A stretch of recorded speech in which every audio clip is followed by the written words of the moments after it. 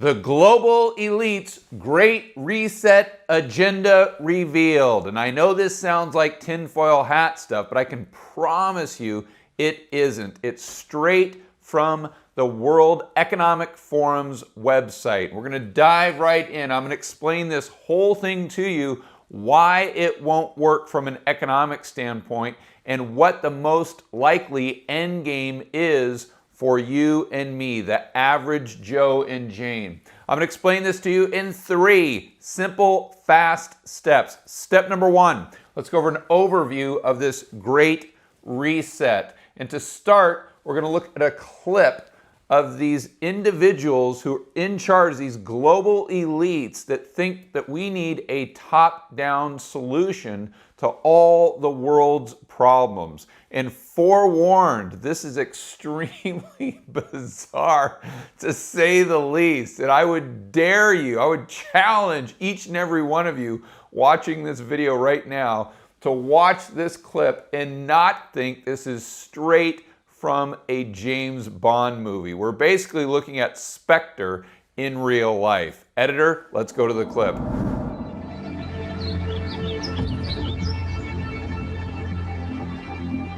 To get us underway, let's hear from the forum's executive chairman and founder, Professor Klaus Schwab. Thank you, Adrian. It is obvious that we are in the midst of the most severe crisis the world has experienced since World War II. 75 years ago, countries and people came together to shape the post-war global order, which brought us decades of peace, increased global cooperation, and prosperity to hundreds of millions of people around the world. The COVID-19 crisis has shown us that our old systems are not fit anymore for the 21st century. It has laid bare the fundamental lack of social cohesion, fairness, inclusion, and equality. Now is the historical moment, the time, not only to fight severe virus, but to shape the system for the need for the post-corona era. In short, we need a great reset. Now is the time to think what history would say about this crisis. And now is the time for all of us to define our own role. What is it that would make it so that history would look at this crisis as the great opportunity for reset? The Great Reset is a welcome recognition that this human tragedy must be a wake-up call. It is imperative that we reimagine, rebuild, redesign, reinvigorate, and rebalance our world. Rebalancing investment, harnessing science and technology, and advancing the transition to net zero emissions, all elements of the Great Reset, are fundamental to building the future we need. And I'll give you a moment to shake off the creepiness of these people at the World Economic Forum. It's headed up by a guy named Klaus Schwab. That's who you saw right at the beginning. And I've got him drawn here to perfection, of course. And he is with his cat. We'll go ahead and call him Mr. Bigglesworth. For obvious reasons. But I don't know if he's head of the World Economic Forum or what I'm calling the BDC. Bizarre, disturbing, and creepy. More on that later. I'll get off that topic. Let's get into the meat of the video and the actual economics. So what is this Great Reset? Well, let's go to a recent post from Klaus himself outlining, ironically, his 3 steps to this Great Reset agenda. The title of this post by Klaus is "Now is the Time for a Great Reset." And it starts off with this bizarre photo that Klaus, I guess, thinks is clever somehow. Push to reset the world. Alrighty then. So we're going down to his 3 steps, or what he calls 3 main components of the Great Reset agenda. The first would steer the market toward fairer outcomes. And I want to point out the words he's using. First, steer. which would imply that he believes in this top-down approach because these global elites are so intellectually superior to all of us rubes in the real economy that we need them to tell us what to do. And second, he's choosing the word outcome instead of opportunity. More on that in just a moment. To this end, government should improve coordination. For example, in tax, of course, regulatory and fiscal policy. Upgrade trade arrangements and create the conditions for a quote-unquote stakeholder economy. At a time of diminishing tax bases and soaring public debt, governments have a powerful incentive to pursue such action. And I'd remind you that governments don't have any resources. They don't produce anything. The only thing they have control over is what they steal from the private sector production. Moreover, governments should implement long overdue reforms that promote more equitable outcomes. And again, he's not using the word opportunities, he's using the word outcomes. Depending on the country, these may include changes to wealth taxes, the withdrawal of fossil fuel subsidies, and new rules governing intellectual property, trade, and competition. The second component of the Great Reset agenda would ensure that investments advance shared goals such as equality and sustainability. We go right back to implying equal outcomes and not equal opportunities. The third and final priority of the Great Reset agenda is to harness the innovations of the fourth industrial revolution to support the public good. You always got to like it when bureaucrats use that terminology, especially by harnessing health and social challenges. And we'll get into the fourth industrial revolution in just a moment. Lastly, I want to point out Klaus's own quote that he uses in his post. And remember, this isn't an editor. Klaus is writing this himself. So out of all of the sentences in the article, he chooses this one in particular to quote, "The pandemic represents a rare but narrow window of opportunity." He's saying that the pandemic is an opportunity to reflect, reimagine, and reset our world. Let that sink in for a moment. So if that didn't make the hair on the back of your neck stand up, let's go into the pictograph that he had at the end of this post. And it's this round circle that revolves around the Great Reset agenda. And all of these things on the exterior of this circle feed into these 7 main points. And we'll get into some of those in just a moment. But these main points that go into this Great Reset start with strengthening regional development. I have no idea what that is or how you achieve that objective. And you'll notice with all of these, there are these broad stroke, overgeneralized platitudes that don't mean anything whatsoever. They have no meat and substance to them. Next is revitalizing global cooperation. Developing sustainable business models, which I always thought meant the business just had to make profit, but I guess those days are long gone. Restoring health in the environment. Okay, I kind of get that one. Redesign social contract, skills, and jobs. I have no idea what a social contract is, but it doesn't sound very enticing at all, especially if it's coming from Klaus and his friends. Shaping an economic recovery. I'm all for an economic recovery right now, but I'm not in favor of these global elites shaping it in the form that they see fit. Lastly is this fourth industrial revolution. So what is this exactly? Editor, let's go ahead and throw up a couple charts that explain it further. If you look at it, it's really just about advancing technology. We've got real-time optimization, cloud computing, cyber physical systems, additive manufacturing, I'm not sure what that is, maybe 3D printing, cobot, augmented reality, and this is where it starts to get really bizarre in my opinion, machine learning, Internet of Things, and of course, big data. What else would you expect from global elites that want to micromanage your entire life and know where you are and what you're doing at all times? I wouldn't exactly put this up there with the Industrial Revolution, electricity, the telephone, things of this nature, but this is what they're calling the fourth industrial revolution. I also wanted to point out another one of their diagrams that add a couple more things to the mix of augmented reality, big data. We've got controlled system. That does not sound good. What sounds even worse is a monitoring tool.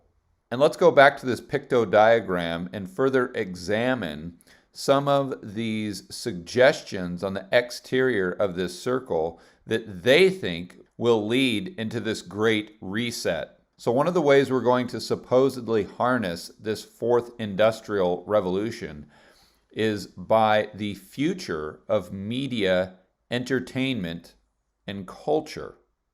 Okay.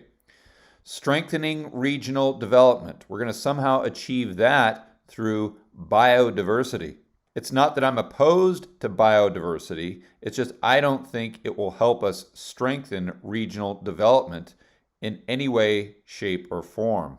And they want to revitalize global cooperation in things like international security. Basically, what that means is more invasion on your personal privacy, such as banking and FATCA regulations. And sustainable business models are somehow going to be a result of agile governance. And restoring the health of the environment is somehow going to come from something they're calling a circular economy. Redesigning social contracts, skills, and jobs will achieve that through justice and law. And I always like the word justice because who defines exactly what justice is? Is that going to be Klaus or is that going to be me and you? And finally, my favorite is shaping the economic recovery. We're going to get out of this global recession and depression by, of course, including more LGBTI people. I have no idea what I stands for. Last time I checked, it was only LGBT, but of course these things change daily.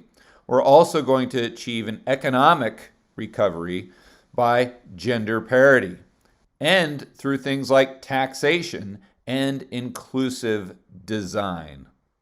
It's amazing that such an intricate diagram with so many words can actually say so little. So this is their Great Reset agenda. And if you're saying to yourself right now, well, George, I don't really get it. It just seems like this overly vague word salad of just this drivel that doesn't mean anything. Go ahead and join the club. I am right there with you. But I don't think it's really about their agenda. I think it's about what's playing out behind the scenes and what their true intentions actually are. For more on that, let's go right to an interview, a fantastic clip that I found from Joe Rogan interviewing one of my favorites, Brett Weinstein. Equality of outcome, it's impossible. If you pursue it, you end up with a dystopia. And even if it were possible, it would not be desirable for the reasons you point to about the benefits of what you're calling competition. But there are people in this world that do want to push towards an equality of outcome. Yes. And they make it sound as if this is not just logical, but ethical and possible in the future, and that you are on the wrong side of history if you think that capitalism and competition and all these things you just talked about are good, and that really the best thing is to force people to become some sort of utopian creature that works together in unison, and everybody is egalitarian, and there's no need for feminism and men's rights activists because everybody looks at everyone as an equal. Well, there are two kinds of people who will advocate for equality of outcome. One kind of person who will is confused. They don't understand what happens if you go down this road. And the other one is cynical, and they're using this as an excuse to justify something that just so happens to reward them. I couldn't agree with Brett more. So are Klaus and his cronies just confused, or are they using this as an excuse to further their own hidden agenda? I'll let you be the judge. Step number 2, the economic reality of the Great Reset. And we'll go ahead and take the tinfoil hat off. We'll leave that in step number 1. Although you gotta admit, Klaus and Mr. Bigglesworth, they sure look like they could come straight out of a James Bond movie. Be that evil villain from Spectre, that's for sure. But let's look at the economic impact of what they're proposing. We'll focus on that. We want to start by understanding that people are always going to pursue their own self-interest and the interest of their family. It's not to say they won't give to charity or be altruistic, but it is to say that they're going to prioritize their own self-interest and their family. Regardless of what culture I've experienced around the world, what ethnicity, it doesn't matter. People all fall into this category. It's hardwired into our brain, and it's not going to change. Also, I'd like to point out what the great Thomas Sowell always reminds us, there are no solutions, only alternatives. Why is this? Because we're dealing with scarce resources that have alternative uses. And what I mean by this specifically is regardless of what you're doing, we always have to include a cost-benefit analysis. It's very easy to focus on the intentions of some regulation, laws, or programs and totally ignore the actual results. But all of the mumbo jumbo we heard in step number 1 really boils down to a couple things. Klaus and the cronies want to increase regulations and taxes. They're most likely also going to have this hiring quota, and everything needs to be green. So let's see how that plays out in a little simple example. We'll use Farmer Frank right here. He's got a plot of land. He's growing wheat, corn, some sort of food. And Klaus comes in and says, listen, Frank, from now on, you have to buy cyber tractors. No more of those diesel tractors you were buying from Caterpillar. So first, what this does is this allocates resources to something that was very efficient. And why do I say it was efficient? Because Frank was using it in the first place, and we know that Frank knows more about farming than Klaus and Mr. Bigglesworth ever will.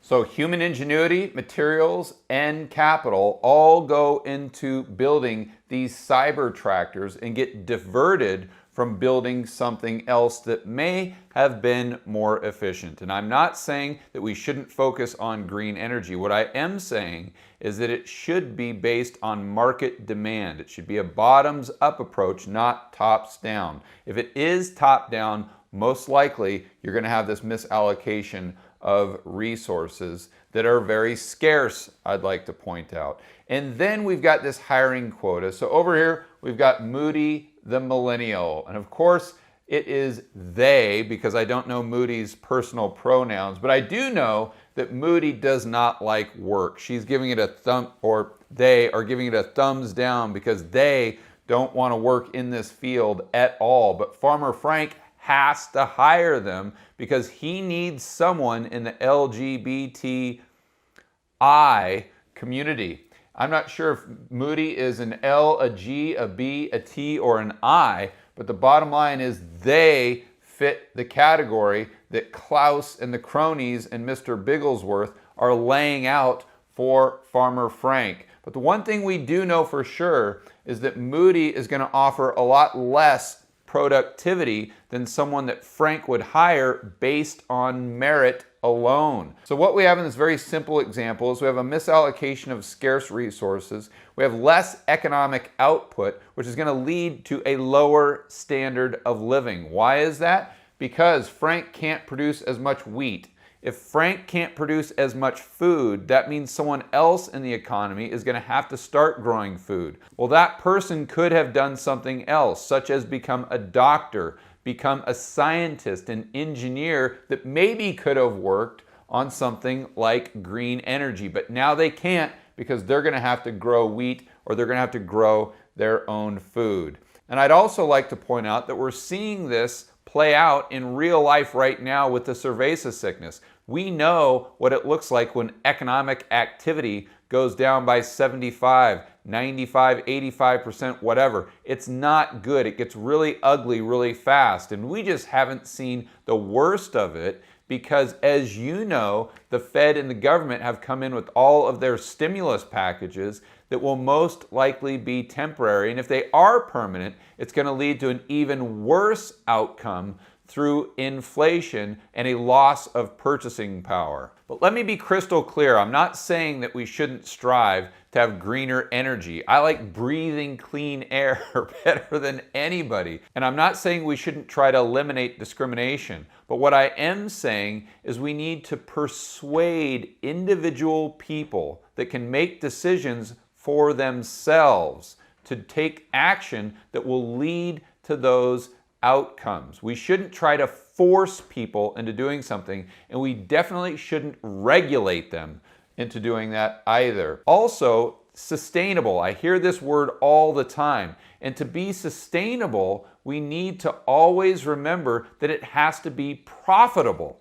I think in today's day and age, we've completely forgot the concept of a business needing to actually make a profit.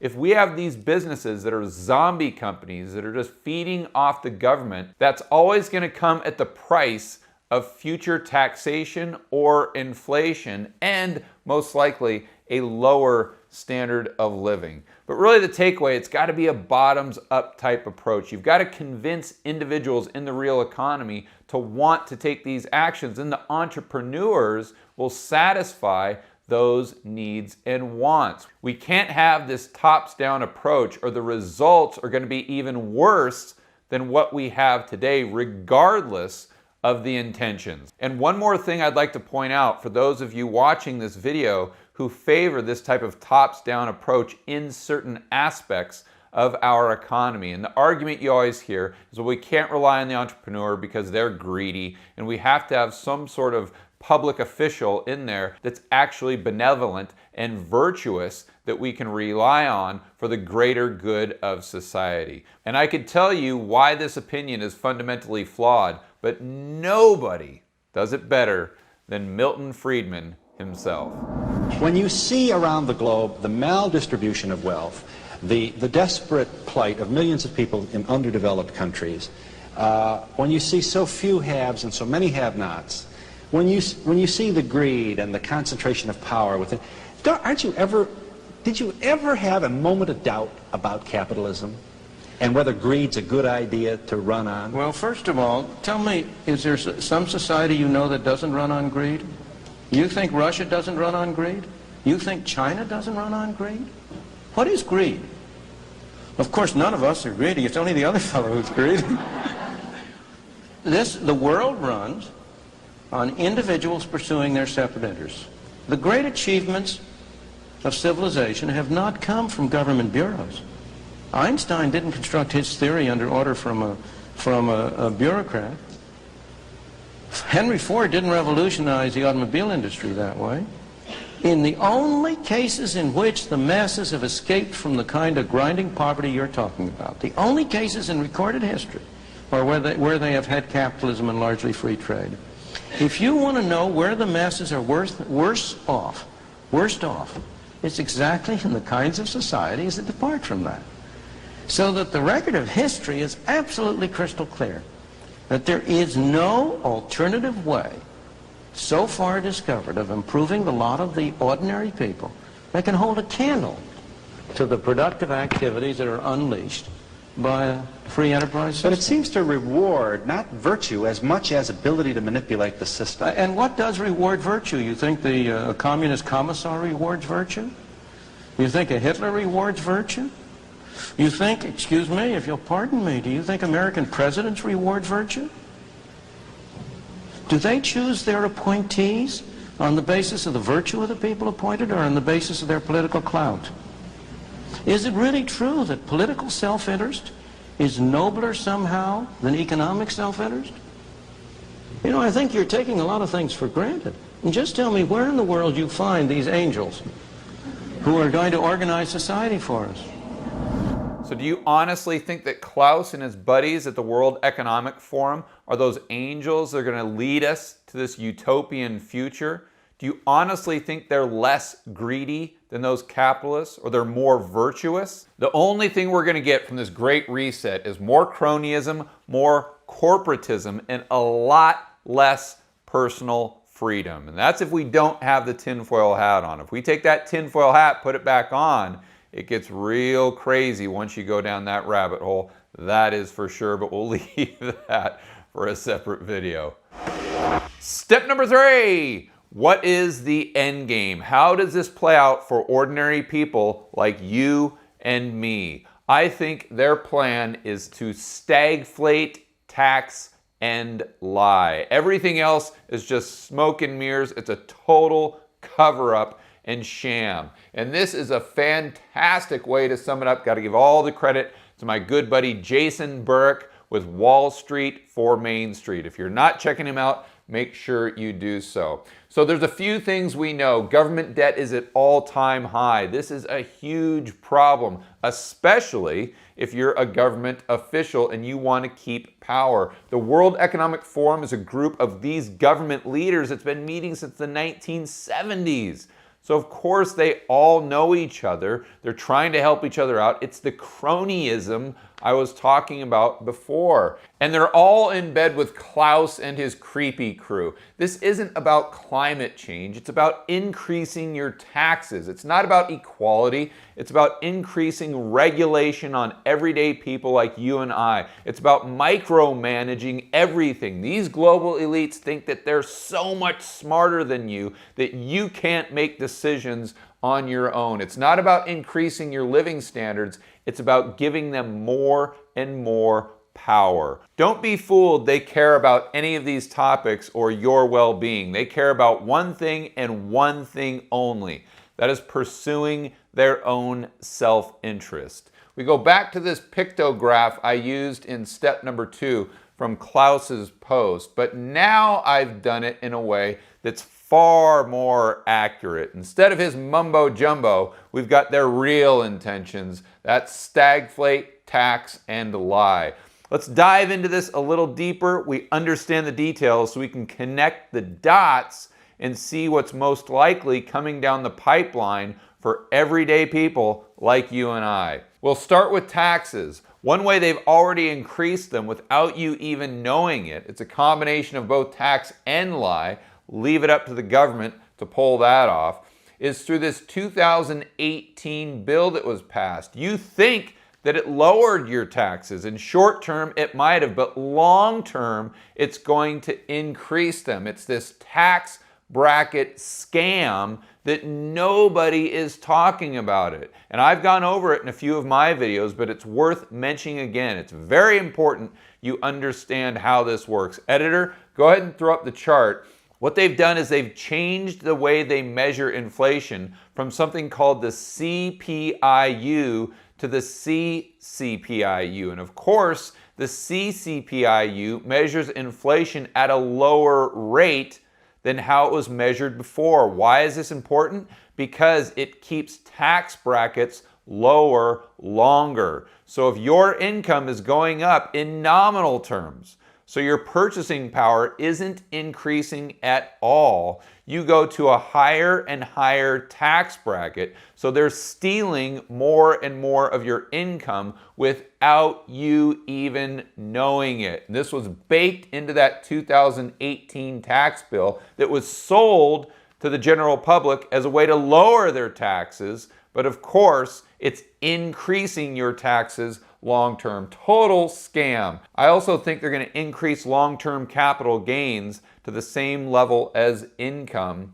They're going to increase the wealth tax, increase the exit tax, and they're definitely going to increase property taxes at a local level if you live in one of these states or cities that are totally bust. And they're going to lie the way they've always done it, through these bogus numbers with the CPI and the unemployment rate. Editor, go ahead and throw up the charts that we all know well from Shadow Stats. We look at the CPI, and if it was measured the same way today as it was back in the 1970s, the inflation rate for the last decade would be almost 10%. And unemployment, although they say it's at an all-time low, shadow stats would tell us a lot different. And I want to make sure everyone understands that shadow stats doesn't come up with their own formulas for CPI and unemployment. They just take the way the government themselves measured it back in the 70s and 80s and apply it to today. The only thing that's different is if you look at their metric that's above the government's U6 number, it includes people that haven't looked for a job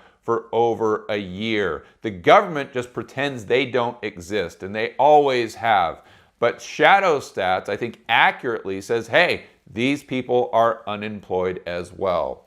And then it goes back to the GDP growth. Of course, we hear that this is the greatest economy ever. We've never seen anything like it because all of these statistics, like unemployment, are so fantastic. But if we actually adjusted for the correct CPI, although nominal GDP growth would be the same, real GDP growth would be flat, if not negative, going all the way back to the GFC.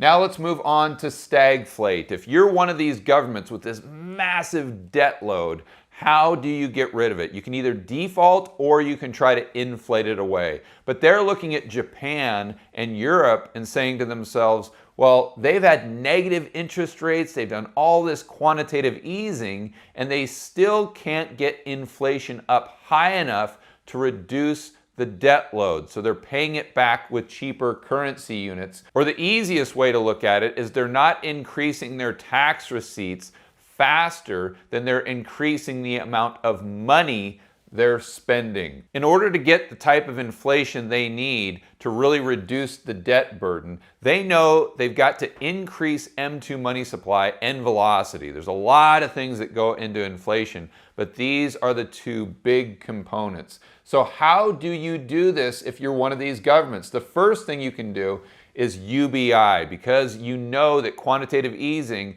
done through a central bank, the old way of doing it, the old school way back in 2008, 2009, only increases bank reserves, and that just goes into assets, doesn't necessarily increase the amount of inflation. It may or may not. So what you need to do is get cash in the back pocket of the everyday individual that's going to go out there and spend it very quickly. This increases M2 and velocity. Of course, UBI accomplishes this goal, but what you could do to take it a step further, which I definitely think they'll do, is ban cash. So you could put this app on your phone. I've talked about it many times. The Fed or the government transfers these currency units, we'll call them Fed coins, to this app. You have to go out there and spend it within a certain time frame, or else poof, it's gone off your phone. This is a way they can increase the money supply and increase the rate at which you spend the money. And those of you paying very close attention might be saying to yourself, yeah, George, I get it. They're increasing UBI, they're banning cash, or doing these things, but that'll most likely increase the deficits even higher. How does that get rid of the debt? Insert MMT. They believe the government can spend money, or even should spend money, without issuing treasuries at all. So if you can spend money like a drunken sailor and you don't have to issue debt, your debt never goes up. It's magical how that works. And we look at the supply side of the equation. If you've got money increasing, you got velocity increasing, the last thing that you can do to really stoke inflation is reduce the amount of goods and services that are being created in the real economy. One way to do this is to deglobalize. So all those supply chains that were overseas, bring them back home. Another thing you can do is increase the unemployment rate. Usually this would be on the demand side of the equation, but if you're providing everyone with more money than they were actually making at their job to stay home and do nothing, then the demand side stays the same, if not increases, while the supply side continues to shrink because people aren't even going into work to produce these goods and services. All these businesses are going bust. And it makes one really start to ponder, how would the global elite, or how would you take this tops-down approach? How would you control it if you were Klaus, if you wanted to deglobalize and get unemployment higher? That's a hard thing to achieve.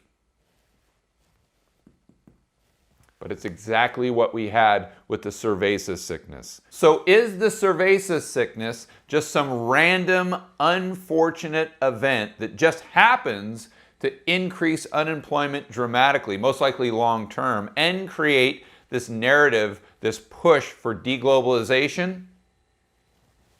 I have no idea. But what I do know is it's extremely convenient for these global elite that are trying to push this great reset agenda, which I think is all about reducing government debt. What this means for you and me, the average Joe and Jane, is they're going to try to steal our purchasing power, the purchasing power of our children and grandchildren through taxation and inflation. They're going to try to take away the little freedom we have left, and they're going to try to seize as much power as they possibly can. Because like Milton Friedman says, they are just as greedy, if not more greedy, which is what I would argue, than these corporate CEOs, and they're definitely not benevolent, nor are they virtuous. And on that note, I had to change Klaus's quote that he used in his post to never let a good crisis go to waste. I think that is far more appropriate. And after watching this video, I think you would agree. So is this plan about climate equality and increasing the living standard for everyone in the world? Is it about reducing government debt through stagflate, tax, and lie? Or is it about something far more sinister? What are your spidey senses telling you? Let's take one last look at these global elite at the World Economic Forum who want to impose this great reset agenda on all of us. And I'll let you be the judge of their true intentions. Now is the historical moment, the time. We need a great reset. History would look at this crisis as the great opportunity for reset. It is imperative that we reimagine, rebuild, redesign, reinvigorate, and rebalance our world. For more content that'll help you build wealth and thrive in a world of out-of-control central banks and big governments, check out this playlist right here, and I will see you on the next video.